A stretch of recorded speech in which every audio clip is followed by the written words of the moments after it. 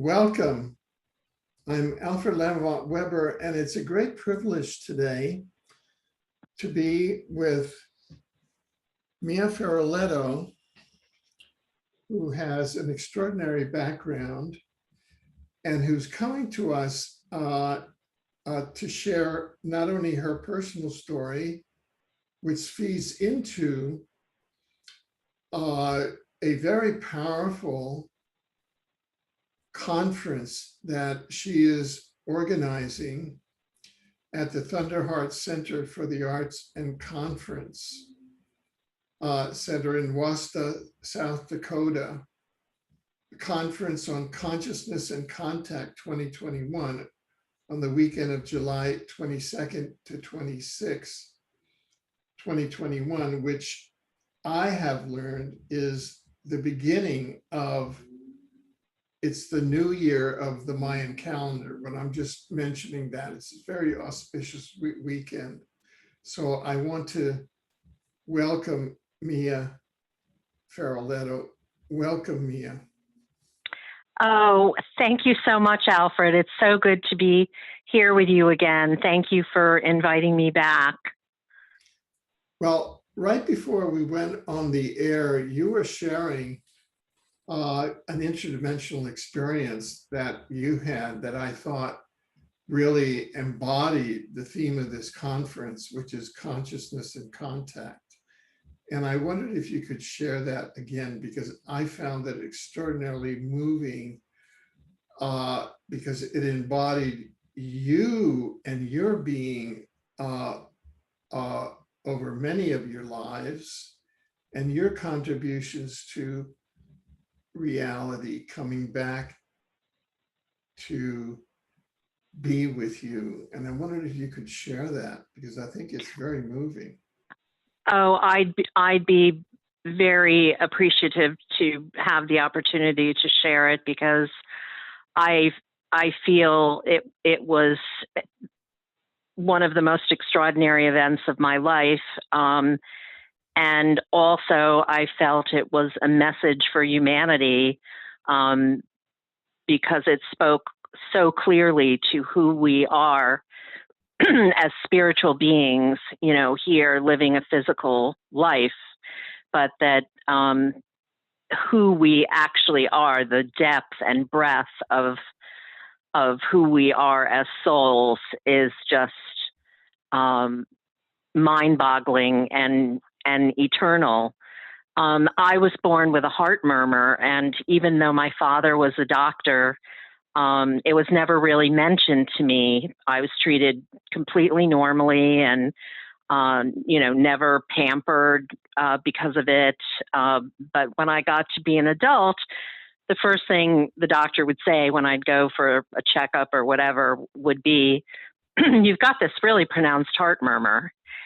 And in 2014, I started having episodes of AFib, where my heart would have these erratic heartbeat patterns and start palpitating, and it could go on for days at a time, and it was just exhausting. It became more and more exhausting as time went on. And a couple of years ago, I started seeing a cardiologist and was told that eventually I was going to have have surgery to replace my aortic valve, which I had on April 26th, the super full moon in Scorpio.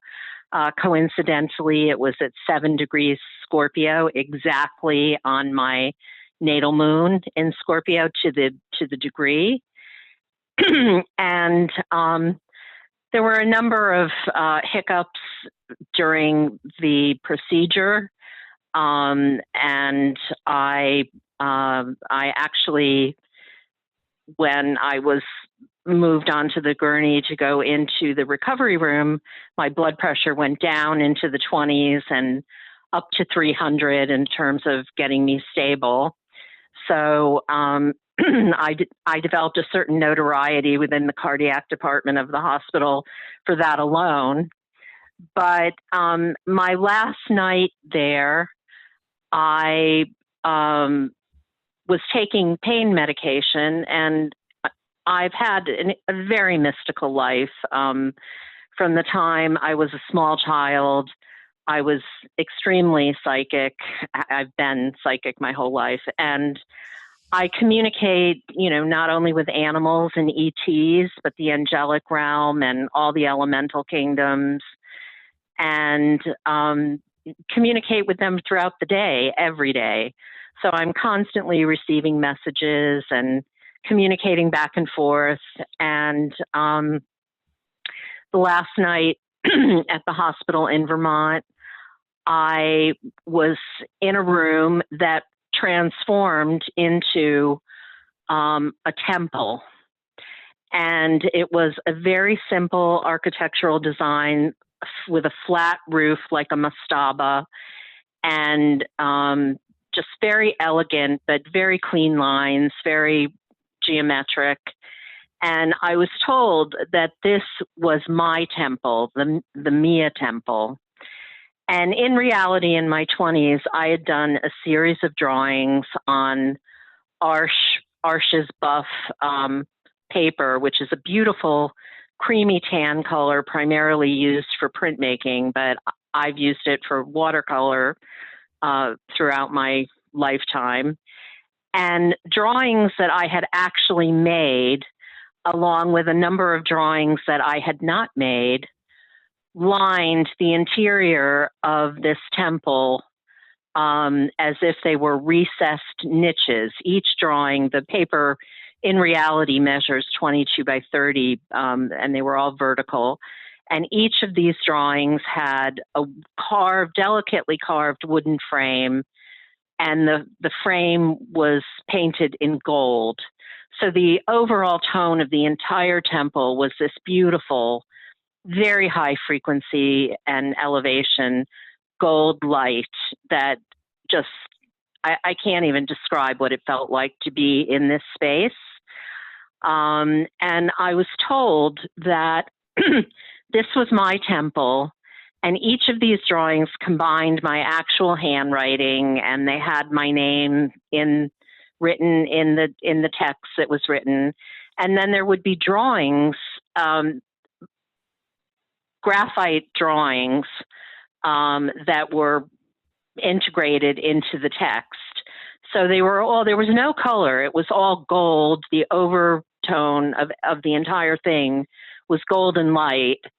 But it was, these very simple, elegant, handwritten text with drawings, which were how I draw, every single one of them. And I was told that all of these drawings represented my various lifetimes and the things that I had done, the positive impact that I had made on the world and on others.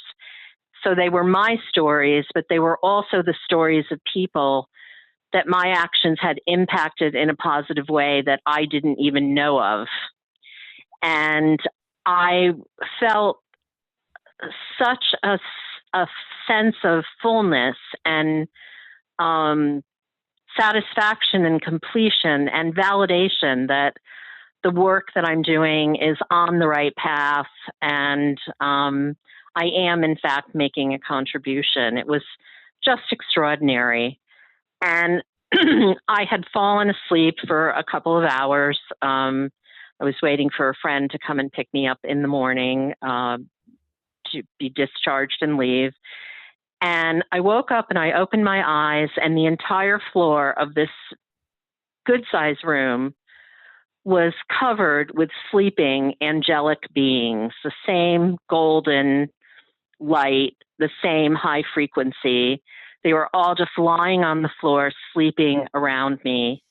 And all of the different kingdoms were represented, the Divic and elementals, and they all just came out to show themselves. And again, I know when they're around me, I'm communicating with them regularly, but to actually see them all, that they made themselves visible, and again, just showed me or confirmed for me, because it's something that I've always had confidence in, that the universe is supporting me in what I'm doing and supporting the work that we're all doing, because in fact that was the message of these stories, that these drawings, that we all have our temples, we're all building our temples, and it could be the metaphor of the temple of the soul, but these were the actions, these were the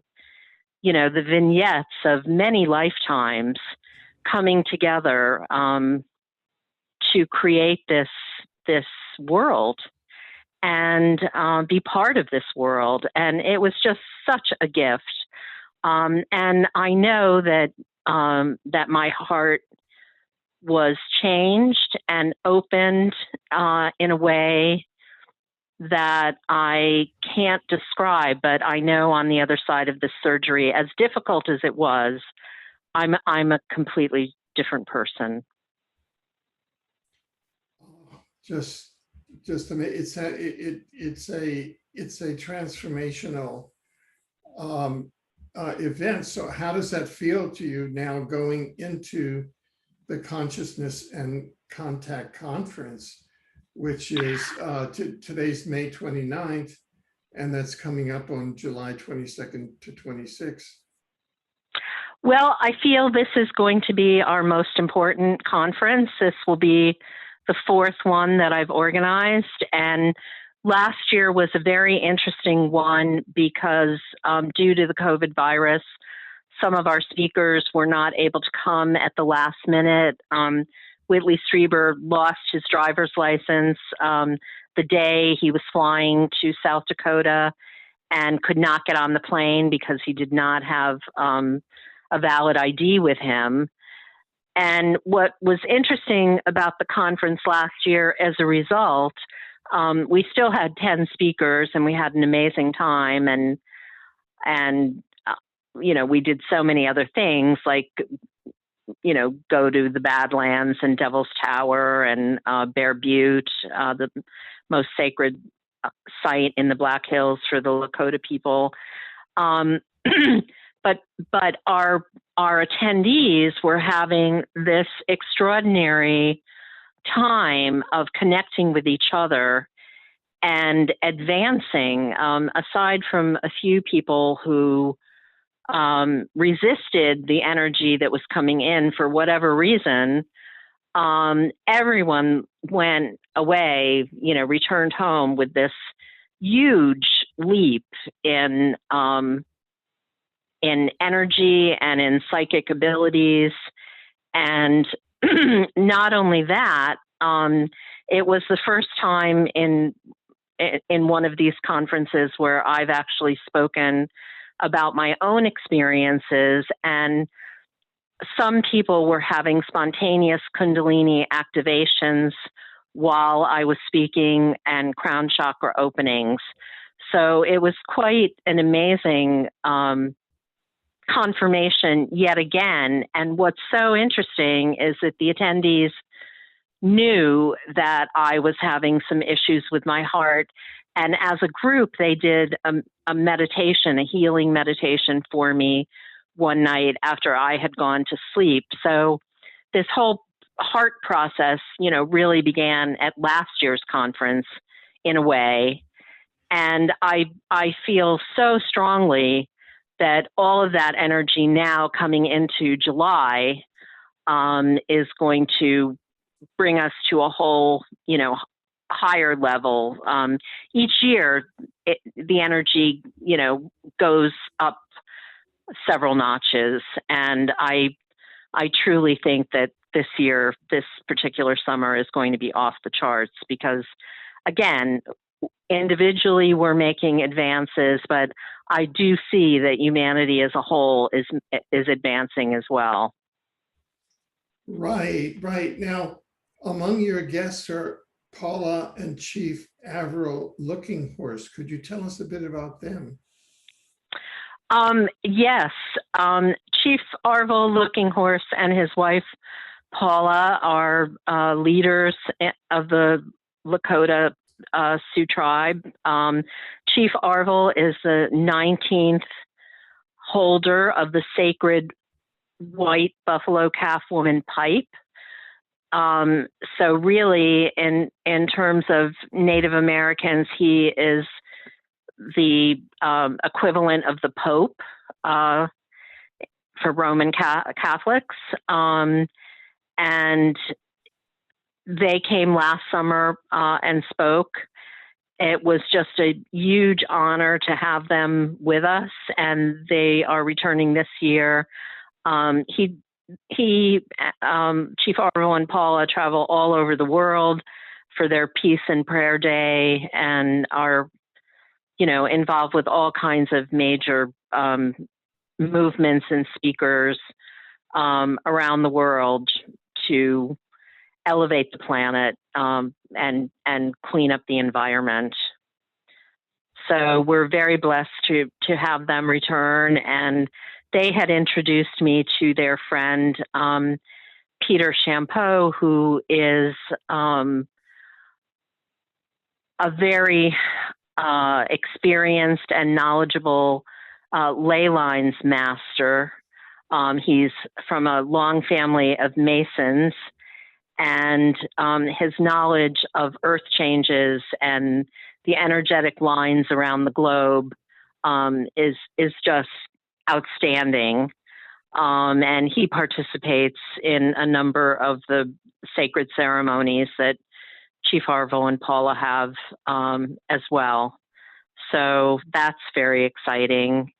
And this past September, Henry Red Cloud, the great-great-grandson of Chief Red Cloud, was honored at Bear Butte and made a chief. And I was fortunate enough to be invited to his ceremony, which was extraordinary, to be at the foot of Bear Butte and watch Henry become a chief in the tent where he was born. The inner vows and prayers and the sacred part that the attendees cannot see was conducted in the teepee that Henry was actually born in. So that was extraordinary. And Henry last year shared with all of us the teachings of Chief Red Cloud and the fact that we are now in the time of the seventh generation, where all men and women are coming together to work as one unit for the good of the planet, to heal the suffering and the pollution and everything that we're doing to Mother Earth, to heal Mother Earth and purify the water again, and bring back the buffalo, essentially bring back that sustainability. The buffalo for Native Americans represents everything you need. Every single part of the buffalo was used to sustain the tribe. Food, shelter, clothing, tools, utensils, everything was made from the buffalo. Not a single, morsel went to waste. So the idea of using only what you need and respecting the buffalo, respecting the land, is just constant. So we have a lot to look forward to at the conference. And in addition, this summer, the Pine Ridge Reservation will be open again after being closed for more than a year due to the COVID virus. So we'll be able to do some very exciting things on Pine Ridge itself, which were not available to us last year. Right. So you're the 22nd to the 26th, that's almost a week. So what's the kind of flow of events there? Well, people will arrive on Thursday afternoon, and we'll have a reception and dinner and talk about, the upcoming events. And although I'm not at liberty to discuss this in depth yet, we're in talks with a major outlet to stream the conference talks live as well. So if that comes together, as I hope it will, we'll have the opportunity for many more people to benefit from listening to our speakers. We're having 15 speakers, and only 30 attendees. So the ratio of attendees to speakers is extraordinary. And just recently, I was listening to a talk someone was giving on Gurdjieff, and Gurdjieff had the same attitude. You know, my thinking always is to keep these groups small, because that's the best way for the energy of the group to rise, and then, you know, each individual takes that energy back to their community with them. And he had exactly the same philosophy. That's how Gurdjieff always organized his gatherings. Interesting. Maybe you can share with us some of the speakers there, and what different aspects they'll be excuse me, they'll be touching on. I'd be happy to. Whitley Strieber will be covering his new book on Jesus, and share a lot of new information that he's uncovered in his research and writing the book, and also his conviction that the Shroud of Turin is real and legitimate, as the representation of the face and body of Jesus that was, you know, transferred to the cloth. And I think, you know, for me personally, having had such a strong relationship with Jesus throughout my life, I really believe we're in this time of, you know, the return, the second coming, so to speak, having nothing to do with organized religion, but the simplicity of the teachings of Jesus are really a baseline that is, it's so consistent with teachings, even Lakota teachings, and many other religions around the world, you know, in terms of respect and Muslim teachings. So I think Whitley's book is very timely, and he'll be covering that as well as other things. I'm sure he'll be talking about his experience on Pine Ridge 2 years ago as well, when he saw into a separate reality or another stream of reality that runs parallel to ours. Alana Freeland will be covering her new book, which is just about to be published, going into the virus. Last year, she spoke for over 4 hours on the space fence and the surveillance state and all the things that we're dealing with. And this year, she will dive into what's happening with the virus and how we can deal with that effectively in our lives. Barbara Lamb, primarily known for her work with hybrids, ET hybrids, will be speaking a bit about hybrids, but primarily she'll be talking about Sasquatch and her extensive knowledge and research on Bigfoot. And coincidentally, at the time of the conference on Pine Ridge 2 years ago, there were numerous Bigfoot sightings on the reservation, and the police come out and actually search when sightings happen on Pine Ridge. It's taken very seriously. John Lamb Lash is joining us remotely from Spain, where he'll be talking about Gaia Sophia and the archonic influence. So we're really fortunate to have him on board. Peter Champeau will be talking about the ley lines and where they're actually converging in the U.S., where the specific points are where tension is building in the country and what we can do to alleviate that pressure. And I again, see more and more that there are things just naturally opening up in ways that are really unexpected and surprising. It was interesting for me to be in the hospital for 2 weeks and have no news, and then to come out and see some of the headlines and see the positive undertones that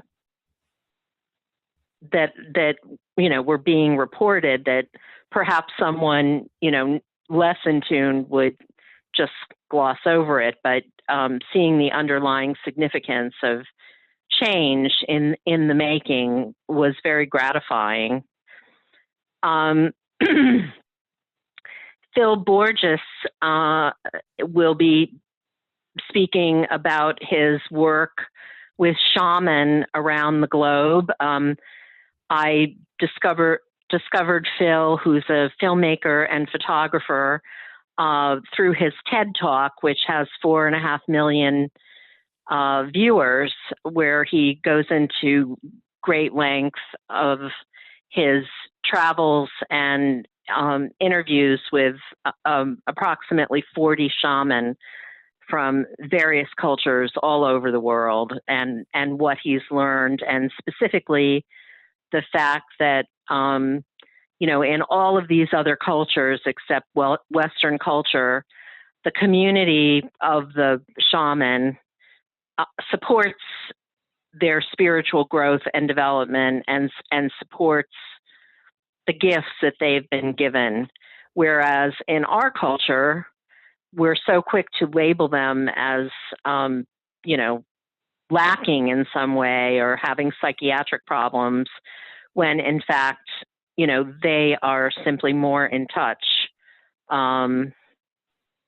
with our underlying spiritual dimension. In many cases, in most cases, I believe, actually. Henry Red Cloud will be speaking again about his role as a new chief within the Lakota tribe. He has been the representative at the treaty talks that his great-great-grandfather had negotiated, the Fort Laramie Treaty, which is the big one. Henry has actually been the representative, and he'll be talking about sustainability and what that means for all of us as well, and how we can work together. Astrologer Ray Grassi will be getting into the astrology of America right now, and also dovetailing nicely with Phil Borges's talk about shaman. Ray will be talking about the astrological aspects of our indigenous sensibilities and how they're manifesting now. Dean Radin, who is one of the chief scientists at the Institute of Noetic Sciences, will be talking about innate psychic abilities in all of us, which I'm very much looking forward to hearing.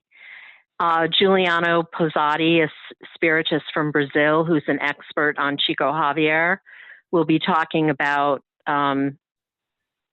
Chico's life and work and how it's active in today's world.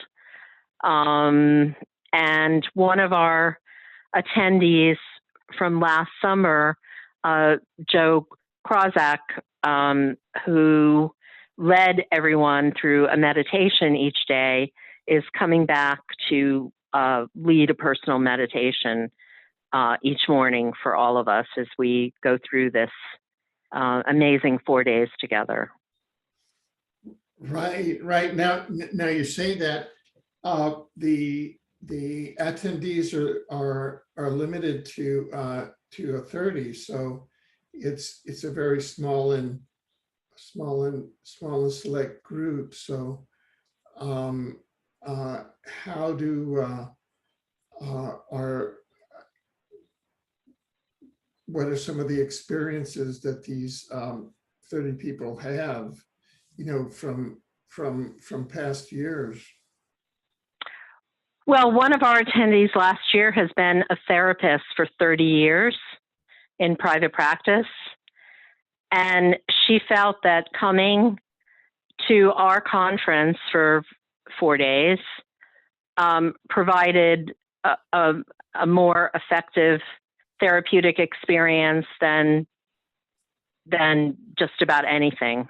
For instance, I think people who were ready came to put aside and were in a position to put aside burdens, psychological and spiritual burdens that they were carrying, and let this new energy come in to raise their vibration and understand, what raising of one's vibration means in terms of how it can completely transform your life overnight.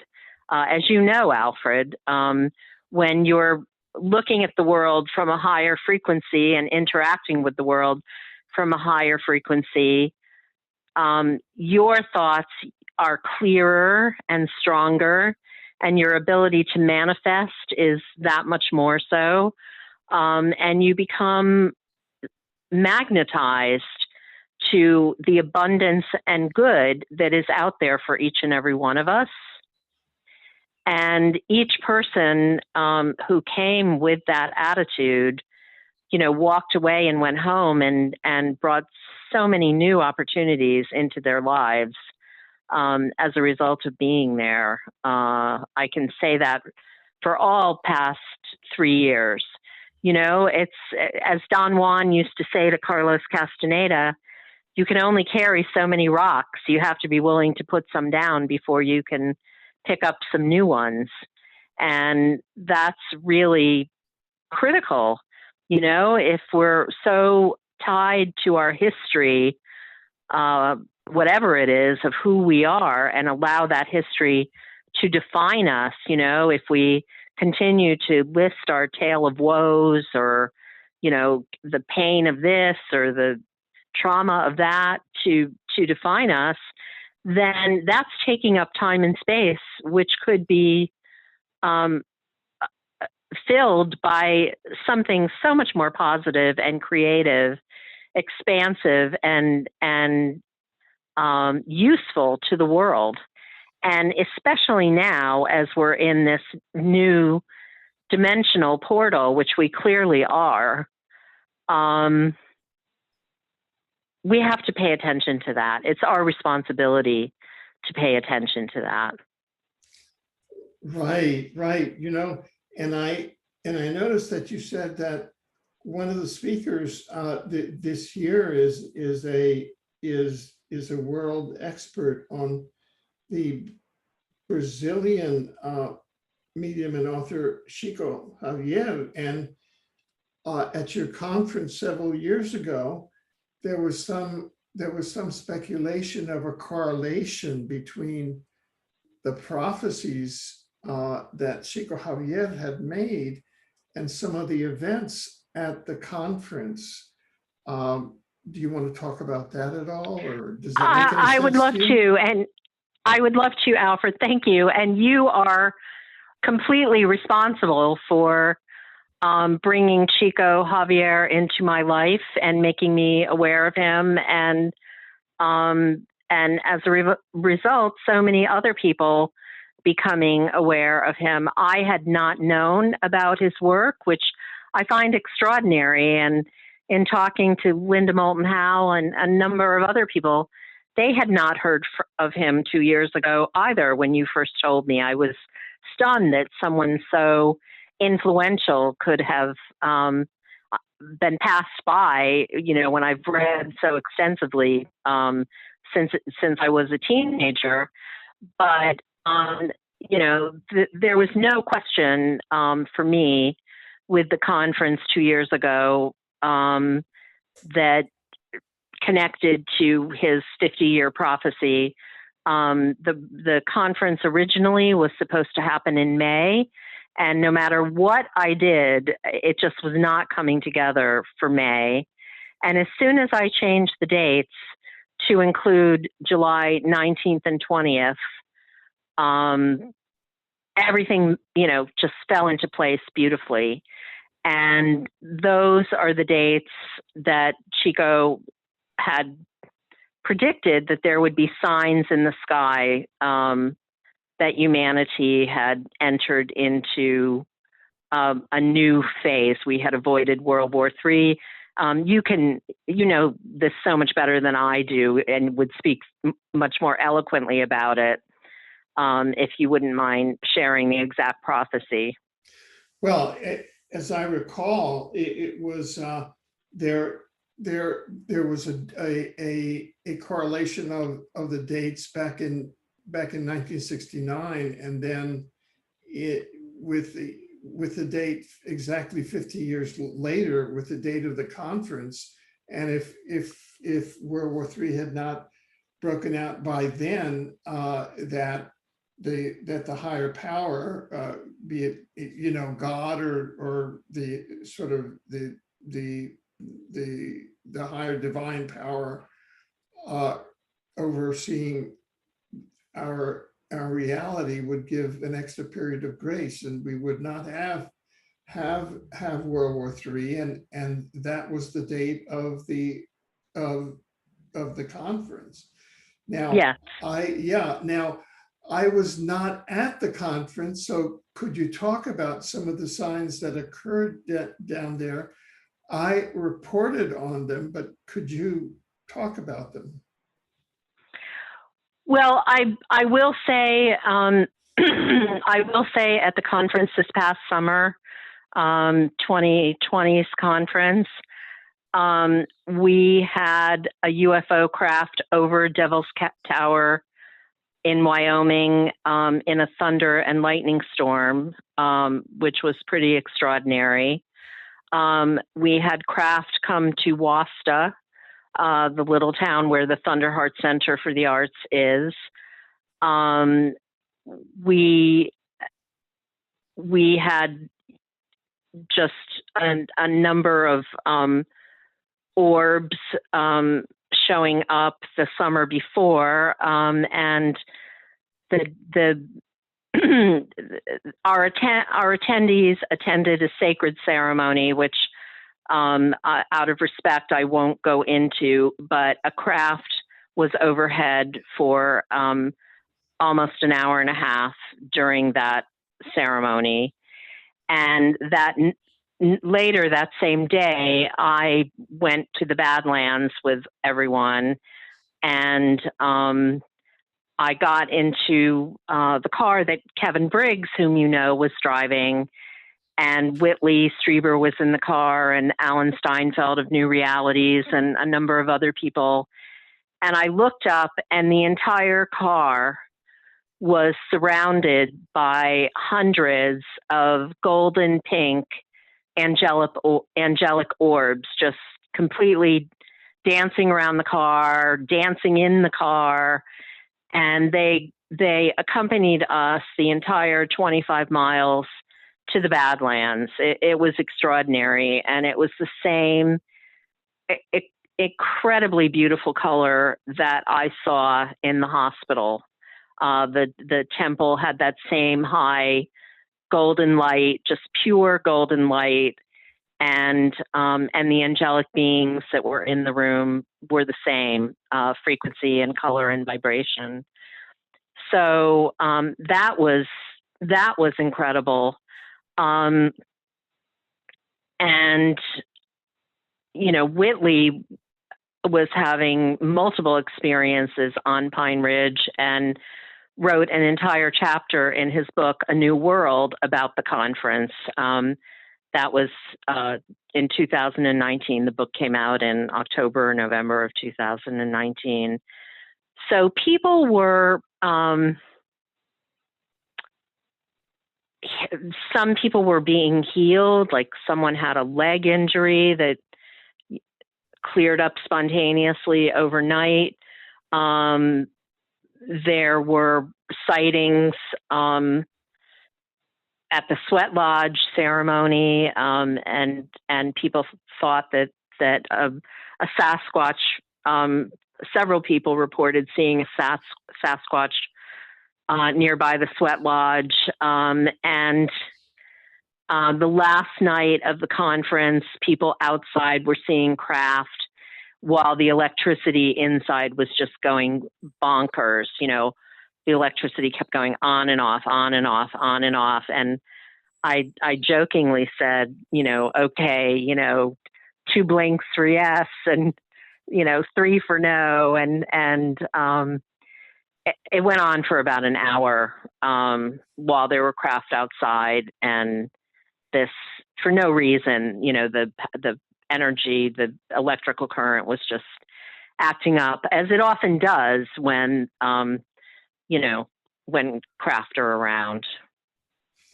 Right, right. So, and so, as you said, this angelic presence has now surfaced again in the buildup to the conference in your personal life in a very up close and personal way as well.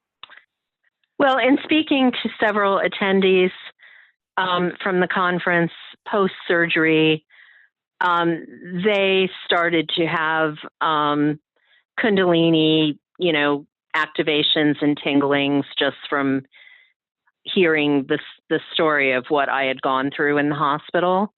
And I have no idea, you know, what will happen at the conference, but I do know that this is going to be a culmination experience in many ways, because we are beginning now to have residencies for artists and writers, and that will begin people coming for a month at a time to do their work. The school building in town is being renovated. The auditorium is being turned into a conference center, and all the classrooms are being made into studio space.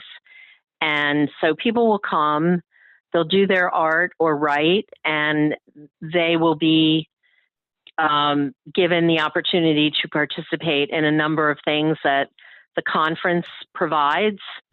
So this will most likely be our last conference done in this way. So for that reason, I feel that, you know, something really highly unusual is going to occur this summer. Is going to occur this summer. Now, where can people find out about it more, either online, or where can they contact you? Or this sounds like something that people really want to jump on or want to find out more about. If you go to the news section for New Observations magazine, it's newobservations.org. That is the magazine that I publish, which Alfred, you have been a contributor to. The magazine has been around for 36 years, and the Museum of Modern Art in New York City and Rhode Island School of Design have been helping us to digitize back issues of the magazine to create a free online library. So by the end of the year, we should have all of the issues digitized and available for anyone who would like to read them, which is very exciting. But under the news section, the brochure for the conference is posted, and anyone can get in touch with me by email. It's Mia, M-I-A, Feroleto, F as in Frank, EROLETO @gmail.com. And my phone number is 802-952-6217. And I'll email you the brochure to put along with this interview, if that's okay. Oh, great. Perfect. That would be terrific.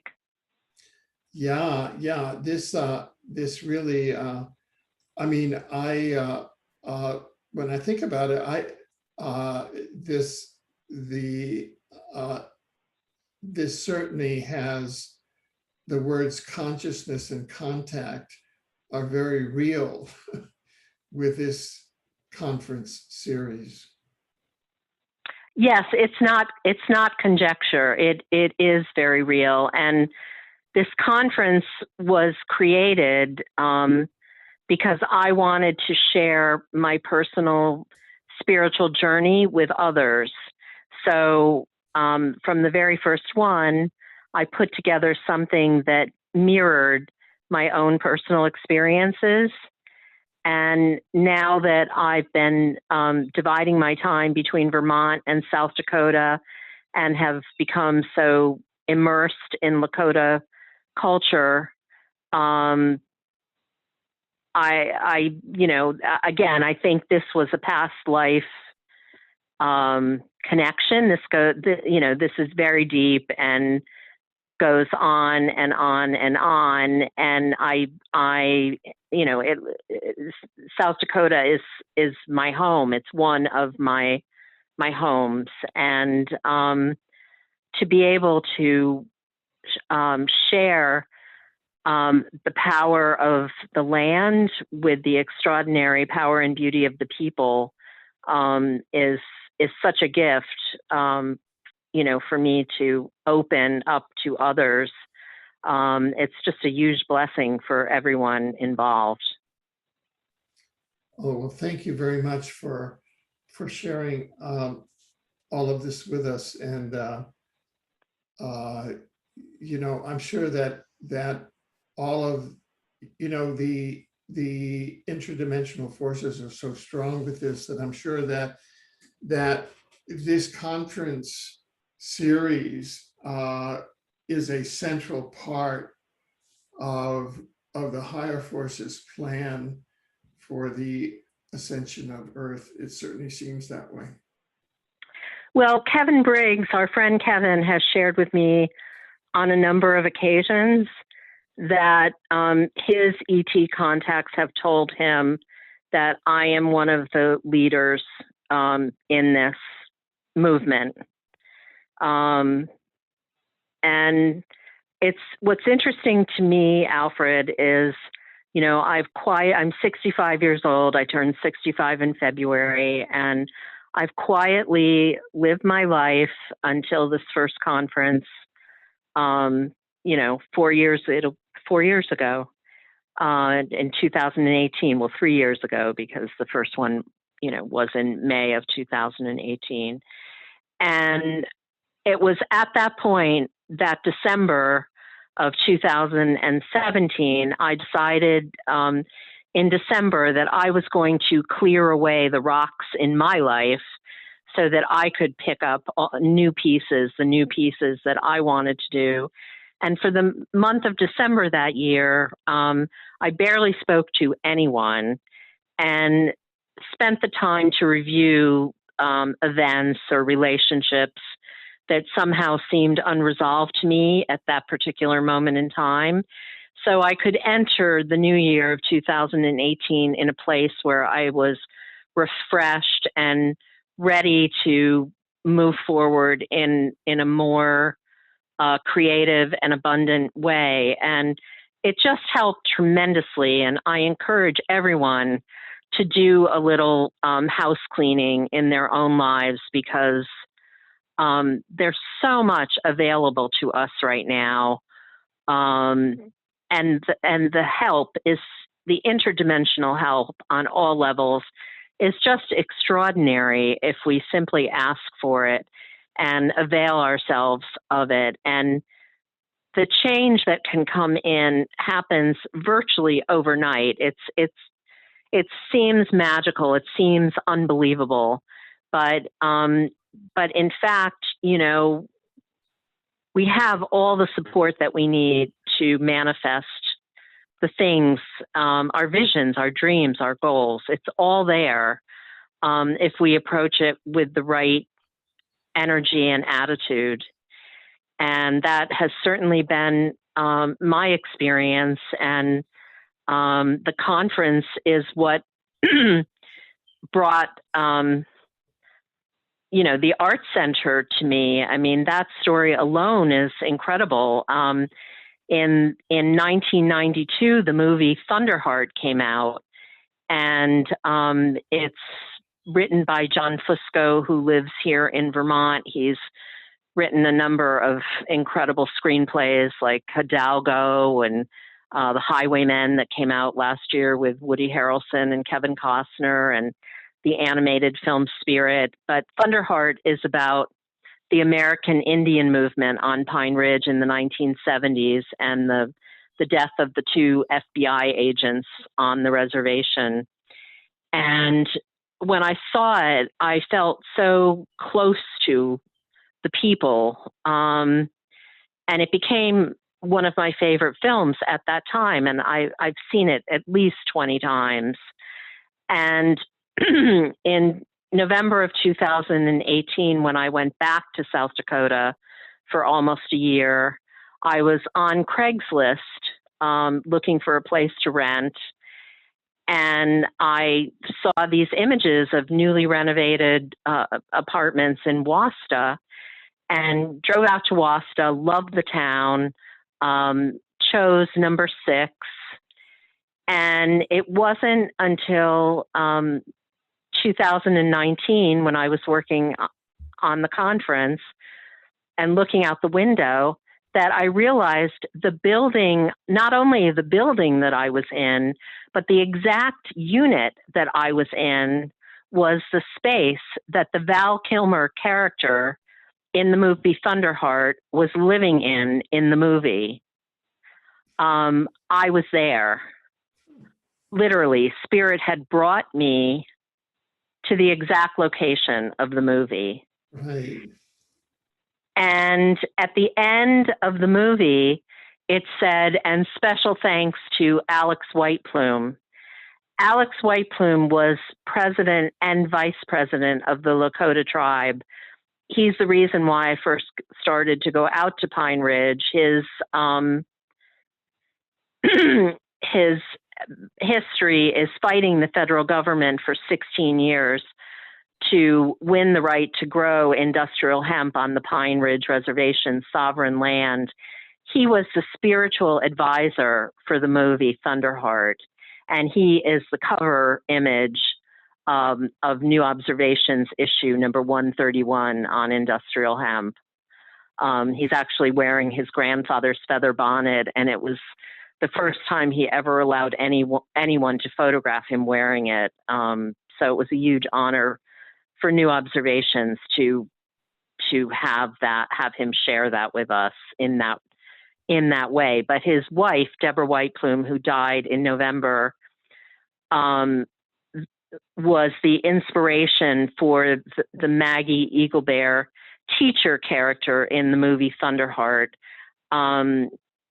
Maggie Eaglebear's little son is shot in the arm when Dick Wilson's goon squads in the 1970s would drive around and just shoot into people's homes.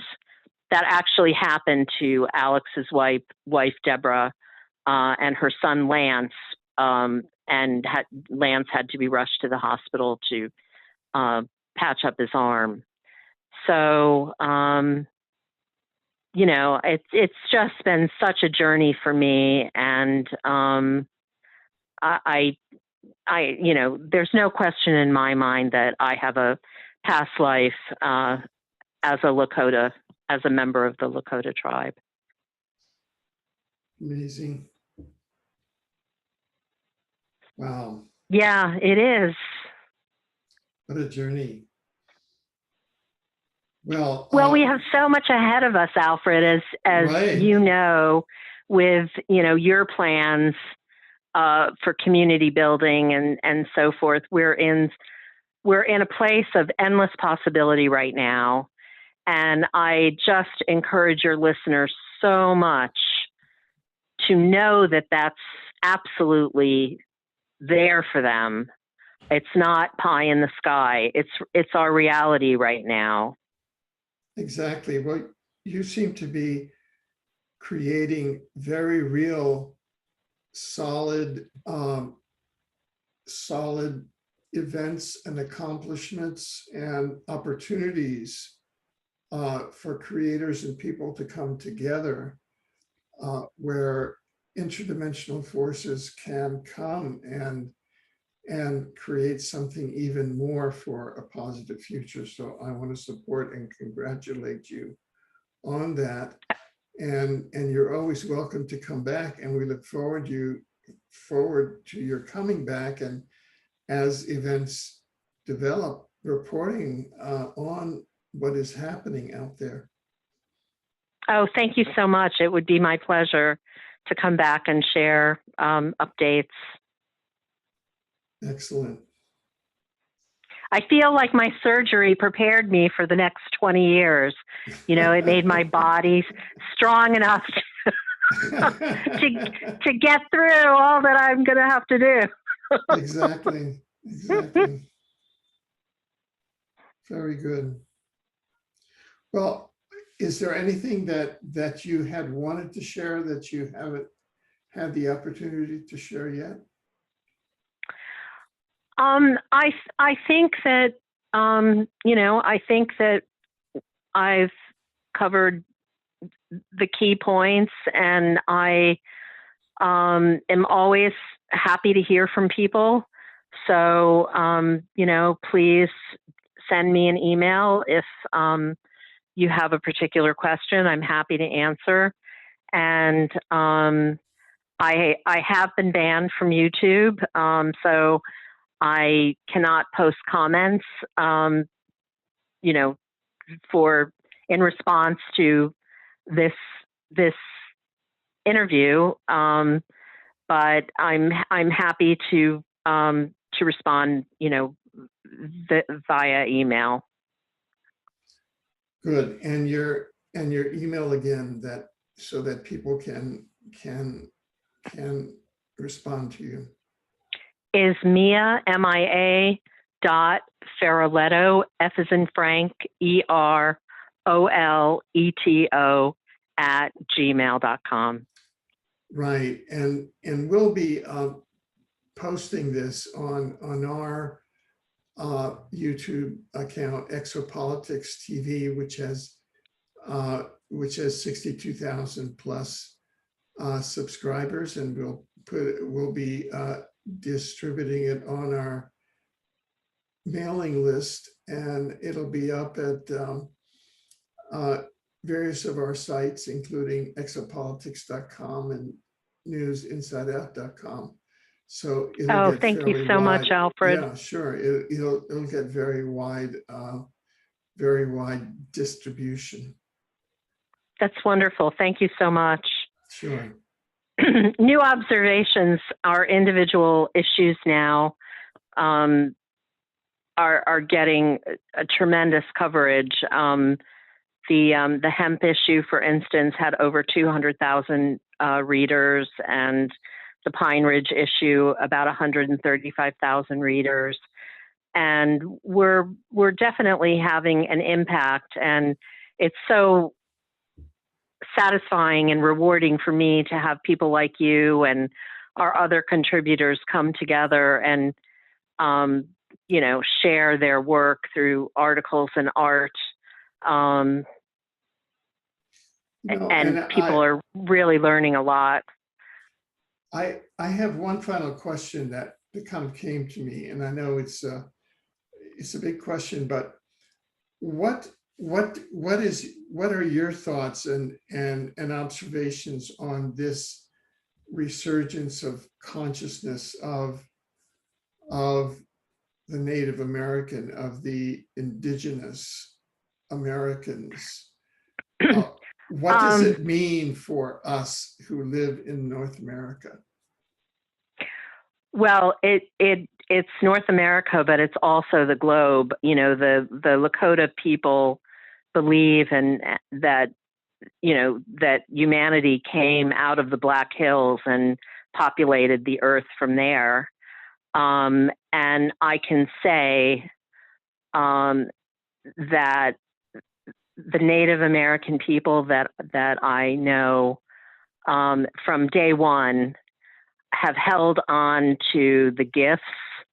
They've held on to our legacy, our God-given gifts that we're all born with, but that are, drummed out of us. I have watched so many Lakota people meet someone new, for instance, and within 3 minutes, they see everything about that person. They have all the information that they need. Their connection to the land and to animals and to water and the air. These are all things that we're all born with, that we, for whatever reason,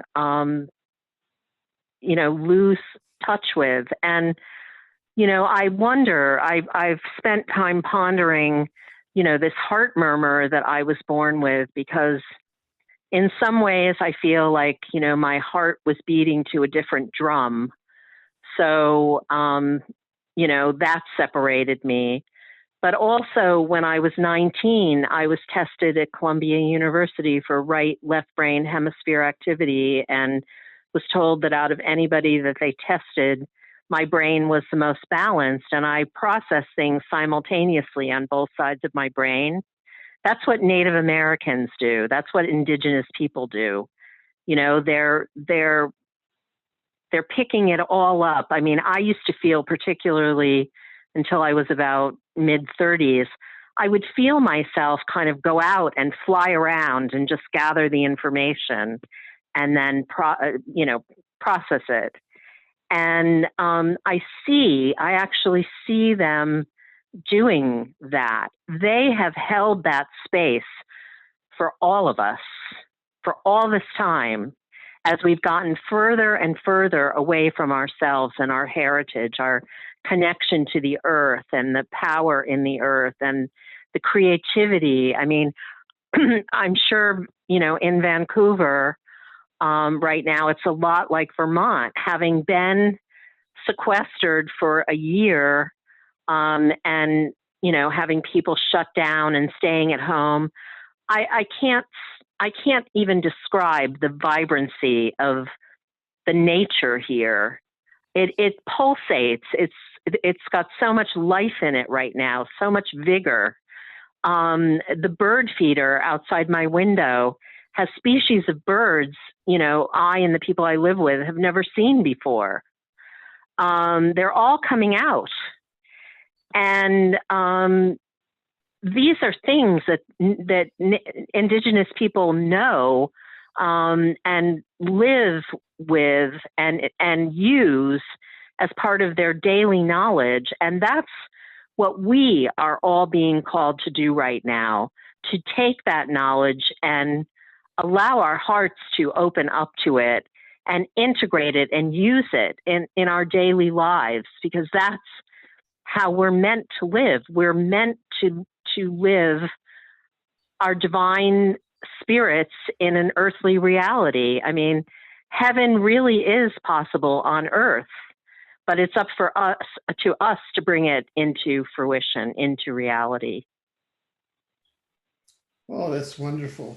It's absolutely wonderful. And thank you for sharing a bit of your reality out there with us, because you certainly were able to transmit those pictures. Yeah, it's incredible. And I feel so fortunate, Alfred, really. God bless. And look how connected we are. I mean, the fact that, you're in Vancouver, I'm in Vermont, and we're able to share this conversation with your audience, it's extraordinary. Exactly.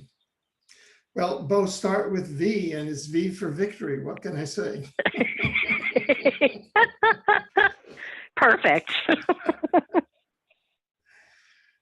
Well, thank you so Thank you much. so much. Oh, yes. And that's the Consciousness and Contact 2021 conference at the Thunder Heart Center for the Arts and Conference Center, Wasta, South Dakota, July 22nd to 26th. That is the new year of the Mayan calendar, That's incredible. which is a Pleiadian calendar. Well, here you go again. 2 years ago it was Chico Javier, and now it's the Mayan calendar. Really, I think that there are no coincidences. I think that's incredible, Alfred. There we go.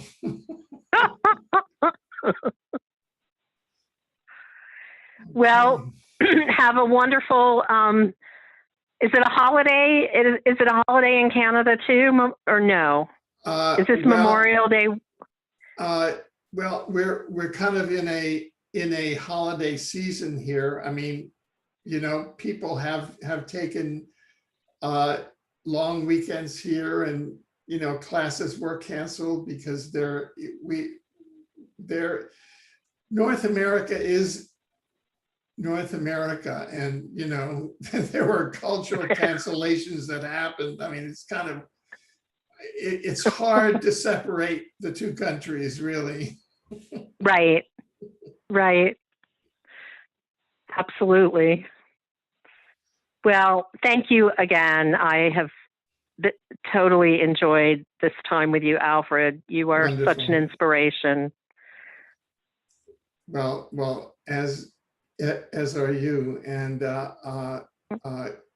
Godspeed with the conference, and please let us know how it transpires. Oh, I definitely will. I look forward to it. Excellent. Well, thank you. Thank you. Bye for now. Okay. Bye-bye.